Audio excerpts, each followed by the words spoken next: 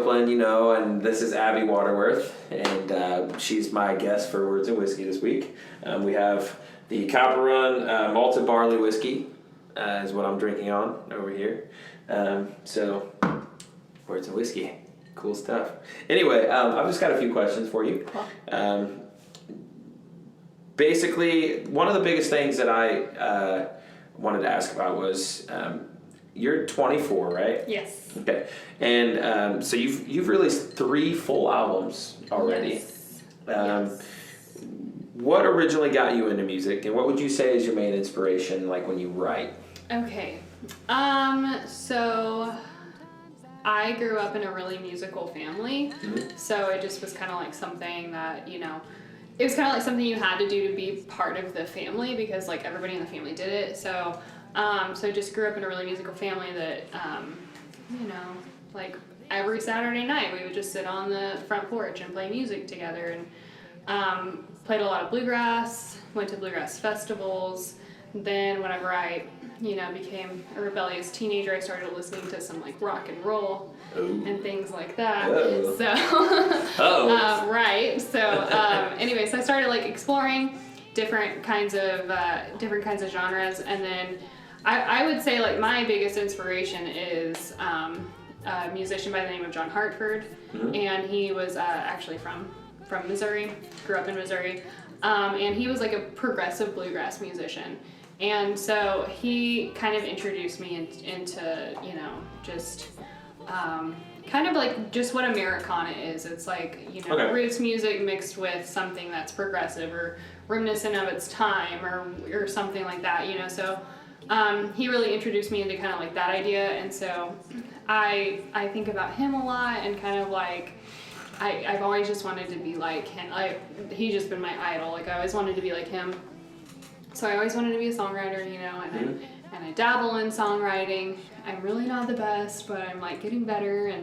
And so anyway, so I will say, I think just like wanting to be like him was like my biggest inspiration to want to get into any of it. Oh, nice. Yeah. So like, no, I think you're a good songwriter. I mean, from what I've heard, maybe it's been, written with other people, but that's not a, bad thing per se. Sure. It doesn't make you not a good songwriter just because other people helped. Right. It at least means that you're trying. Yeah, for sure. Yeah. Yeah, it's like, it's always been one of my one of my dreams has just been like to be like singer songwriter, and it's like I was more of a songstress, and then like as I've kind of gotten older, I've started to find more of a voice and stuff, and so that's always been like one of my goals. Yeah, you started at 19, right? Well, that was your first album? I started recording at 17. Oh, 17, okay. Yeah. Yeah, your first one that I found when I was listening through was 2016. So that was So one of my albums is super exclusive. It's not on Spotify. Do you sell it? So that was the first one. I do sell it. I sell it. Oh, there you go. It's all covers. Okay. So, that gets dicey with like Spotify and YouTube and all that stuff. So I never really put it on social media that way, but I have copies of it that I. That's cool. It's really cool. Give people and stuff. Well, okay, so while I've been listening through your music, my favorite song that I found was the "Come to Me" song. Mm-hmm.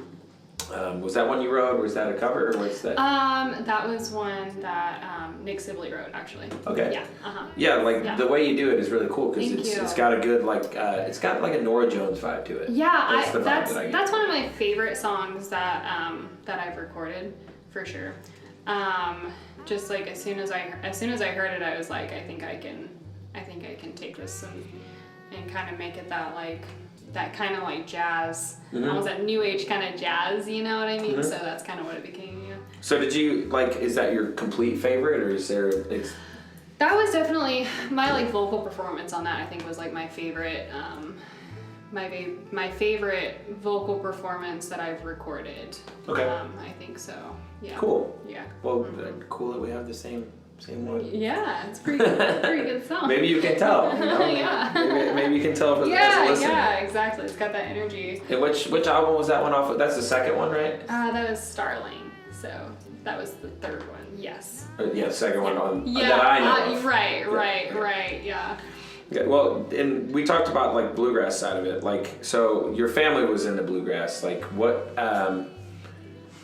when it comes to the bluegrass side, do you still try to like do things that go along those lines more, or do you like have you tried to more get away from that side? I feel like I kind of was trying to get away from it, just because that's where my taste was for a long time. Like, you know, I think I have short spans of very focused attention. So I don't necessarily have like a short attention span, but I think that like I get very focused on one thing and then like kind of need the next, like, you know, the next and the next and the next. And so like I think musically that's always genres to me. Like I get very like fascinated by a single genre for a long time, and then it's like, okay, what else is next? And so like I just continuously explored different genres. Kind of landed on like jazz, which is why like Starling is very like influenced by jazz. Just was really into jazz at that point, and then kind of got more into the Americana side. So like Dangling was like more Americana, and then lately, just, you know, it being 2021 and After a pandemic. after everything, you know, after all of it. After all the BS, yes, that we talked about earlier. Yeah. After all of it, it just was kind of like, I've been just very, I don't know, I've just been enjoying bluegrass again. Like I've just been enjoying kind of like the stuff I grew up on and playing it. I went to a bluegrass festival like a couple weekends ago, like the bluegrass festival I like grew up at, and that was just like a very like good experience. And I like, it's been good for me because I've just been able to, I don't know. I mean, it kind of does feel like, oh, this is the stuff I really loved when I was a kid, and like re-listening to it and re-enjoying it in such a different like phase of life is just kind of like an interesting, you know, an interesting thing to experience. Like it's like this weird hindsight, but everything's like new again and everything. So I've been very, very like interested in bluegrass and very, very interested in like old country lately. So you said you get tired of specific genres. When's your rap album gonna come out? Oh yeah. Just kidding. You know, no Megan Thee Stallion kind of stuff coming. Gucci flip flops is definitely on my playlist.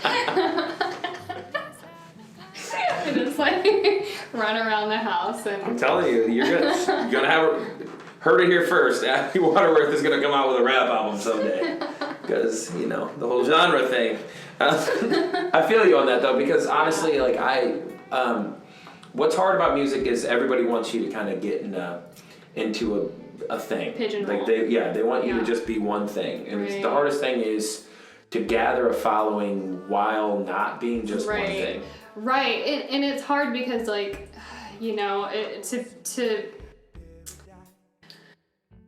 like sell people something, it needs to be something that they can predict and something that they can understand and like something that they expect, and then, you know, and so it's like in order to like sell something to that person, they need to you need to cater to them. Like you need to cater to the person that you're, you know, trying to get money from.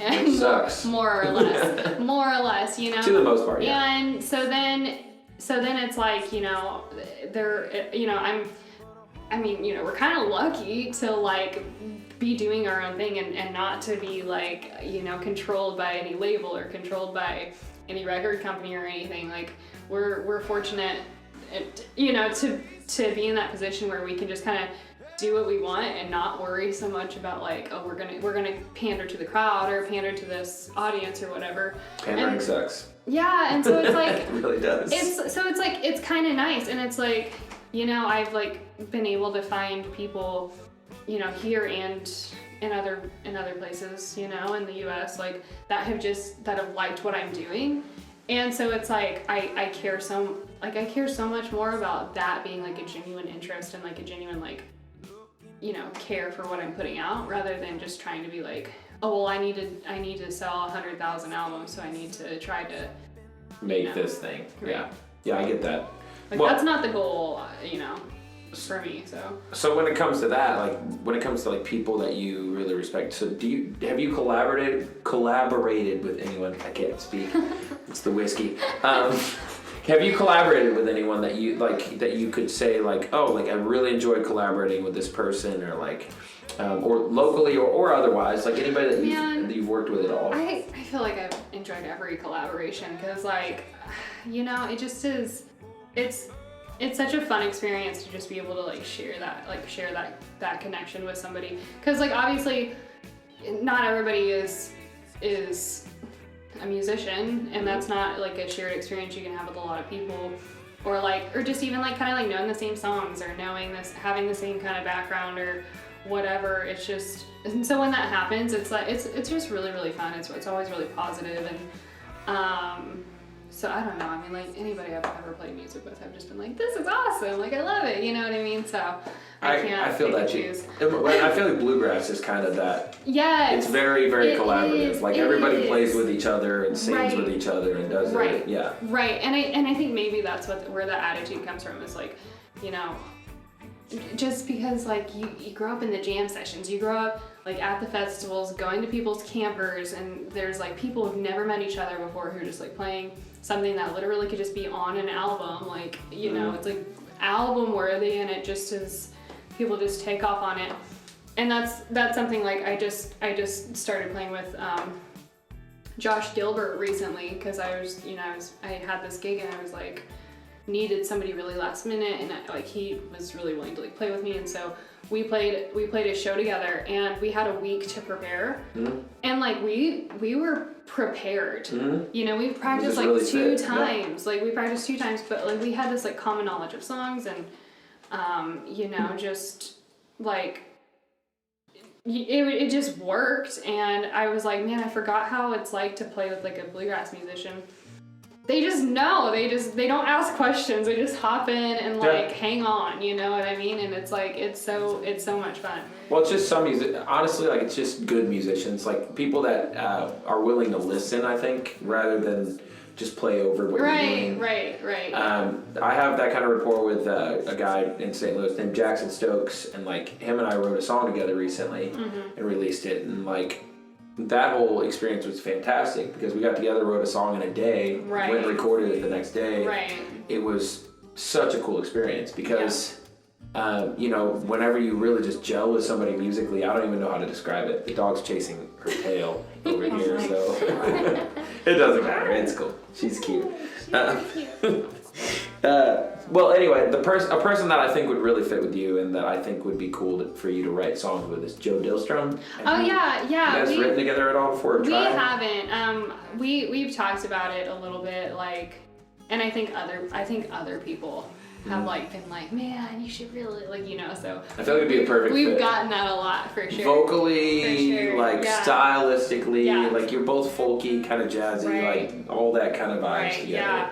We kind of talked about, like, I was just like, hey, there's this song that I really like. We should write something that's like it. And but then I never like put any work into that, which so it's my fault. I like didn't follow up. But like I think we've all been there. Yeah, I know. So I think we've both kind of been like, oh man, we should do this, and then like never like, you know. All the time, that's a thing. Everybody has like 3 jobs, and it's. Yeah, it is what it is. It's musicians. We were talking about it earlier, like literally, like musicians, like it's like we're always struggling to like find a job. We're always struggling to like have a car. We're always struggling to like do all these things. And like normal people are like, "What's with you?" And it's I know. We play music. Like just don't even. It's a different breed. It's a different world. Yeah. Completely different world. Yeah, it is. Just accept it. Okay, I've got one fun question for you before I let you go.